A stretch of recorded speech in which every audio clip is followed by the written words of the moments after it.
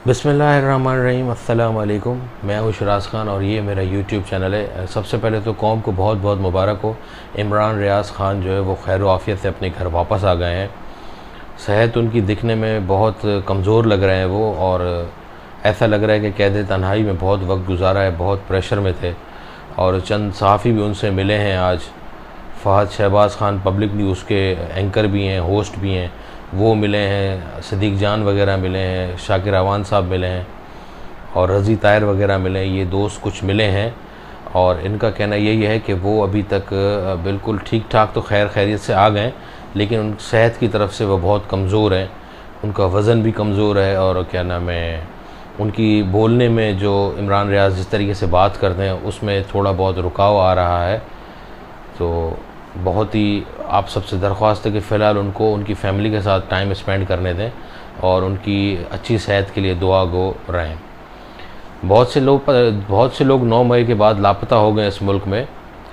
जिसने रियासत के ख़िलाफ़ कोई भी कदम उठाया है या रियासत के ख़िलाफ़ कोई भी ऐसा गलत इक़दाम किया है तो उसको ज़रूर कानून के कटहरे में लाना चाहिए, उसको सज़ा मिलनी चाहिए। हर पाकिस्तानी ये चाहता है कि जिसने कानून के ख़िलाफ़ कोई काम किया है उसको सज़ा मिलनी चाहिए। लेकिन जो लोग अभी तक ज़ाहिर ही नहीं किए गए वो बहुत तशवीशनाक है। जिस तरीके से अब बैरिस्टर हसन न्याज़ी जो हैं उनको तकरीबन भी काफ़ी दिन हो गए उनको गिरफ़्तार किया गया लेकिन मंजर आम पर नहीं लाया गया।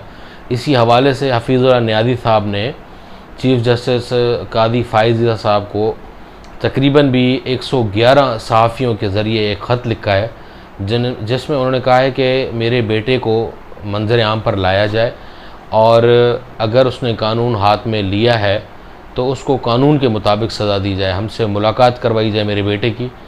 हसन न्याज़ी काफ़ी दिन से लापता हैं और उसके वालिद साहब कभी किस अदालत में कभी किस अदालत में पेश हो रहे हैं कि मेरे बेटे को मंजर आम पर लाया जाए। तो इसी असना में हसन अयूब साहब ARY के रिपोर्टर हैं, उन्होंने ये दावा किया है कि उन हसन न्याज़ी बैरिस्टर हसन न्याज़ी ने रियासत मुखालिफ नारे लगाएं, अवाम को रियासत के ख़िलाफ़ वर्गलाया है। तो वो रियासत की कैद में है।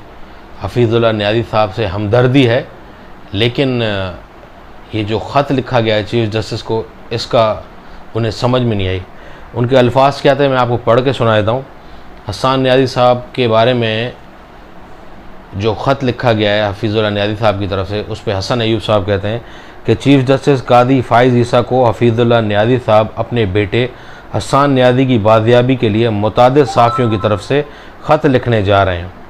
इसमें कोई शुबा नहीं कि हफीज़ुल्लाह न्याज़ी साहब एक मोतबर शख्सियत हैं, जबकि उनके बेटे हसन न्याज़ी चराग तले अंधेरे की बेहतरीन मिसाल हैं, जिन्होंने रियासती इदारे पर हमला किया और इस हमले के लिए दूसरों को वर्गलाया भी है। इस वक्त वो गुमशुदा नहीं बल्कि गिरफ़्तार हैं और इनका मामला मिलिट्री कोर्ट में ट्रायल होगा। सवाल, क्या सहाफ़ी या उनके अहल खाना कानून से बालातर हैं? दूसरी और अहम बात, मोहतरम हसन न्याज़ी ने वकील होते हुए मुअज़्ज़ज़ चीफ़ जस्टिस कादी फ़ाइज़ ईसा से मुतालिक मनफी तरीन ट्वीट्स की थी, और आज जब वो रियासती इदारे की तहवील में हैं तो जनाब हफीज़ुल्लाह न्याज़ी साहब बहुत से सहाफ़ियों से रब्ता करते हुए उनके नाम ख़त लिखने वालों में शामिल करवाना चाहते हैं। इनमें से चंद सहाफ़ियों के नाम दर्जे झेल शेयर किए गए ख़त के मुसवदे में मौजूद हैं। अच्छा, जब उन्होंने ये ट्वीट किया तो उसके बाद कुछ ही लम्हों के बाद अब्दुल क़य्यूम सिद्दीकी साहब हैं, ग़ालिबन जियो न्यूज़ के खुसूसी नुमाइंदा खुसूसी सुप्रीम कोर्ट हैं, उन्होंने फ़ौरन से कोर्ट रीट्वीट किया कि मुझे अभी हसन भाई मालूम हुआ कि इस ख़त में मेरा भी नाम है। मतलब हफीज़ुल्लाह न्याज़ी साहब ये कह रहे हैं, वो एक मोतबर सहाफ़ी भी हैं और इमरान ख़ान के मुखालिफ हैं, और इमरान ख़ान मुखालिफ जितने भी सहाफ़ी हैं वो उनके दोस्त हैं। हफीज़ुल्लाह न्याज़ी साहब कह रहे हैं कि मुजीबुर रहमान शामी और नजम सेठी की तरफ से तकरीबन भी सहाफ़ियों को, मैं तो चाहता था कि 20 या 25 लोग सहाफ़ी इस तरीके से ख़त लिखें, लेकिन नजम सेठी और मुजीबुर रहमान शामी साहब को मैं शुक्रगुज़ार हूँ कि उन्होंने जितने भी सहाफ़ियों से रब्ता किया तो वो सहाफ़ियों ने लब्बैक का इस बात पर। तो कहने का मकसद ये कि ये जंग जो है ट्विटर पर जारी थी, हसन अयूब साहब जो हैं वो आजकल बहुत ही अंदर की खबरें दे रहे होते हैं रियासत की कि अपने शहरियों के हुकूक का तहफ़्फ़ुज़ करें। इमरान रियाज से तकरीबन भी लोगों को इख्तलाफ होगा, हमें भी बहुत से लोगों से इख्तलाफ होता है, लेकिन इख्तलाफ का मतलब ये नहीं होता कि हम किसी के दुश्मन बन जाएं।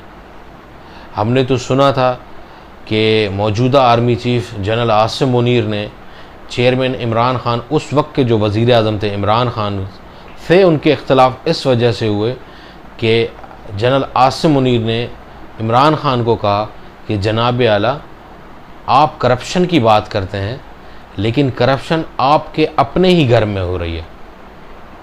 उस पर इमरान ख़ान साहब नाराज़ हो गए और उन्होंने उस वक्त के army chief general Qamar Javed Bajwa से शिकायत करी कि जनरल आसिम मुनीर जो उस वक्त DGISI हैं, ये किस तरह से बात कर रहे हैं और मेरे घर के मामलात में क्यों अमल दखल इनका जारी है। तो यही हमने सुना था कि आसिम मुनीर, जनरल आसिम मुनीर और चेयरमैन PTI इमरान ख़ान जो उस वक्त वज़ीर आज़म हैं, इनके इख्तलाफात चंद कैरेट की रिंग या डायमंड रिंग या कैरेट का हार था, उसकी वजह से इनके इख्तलाफात हुए थे।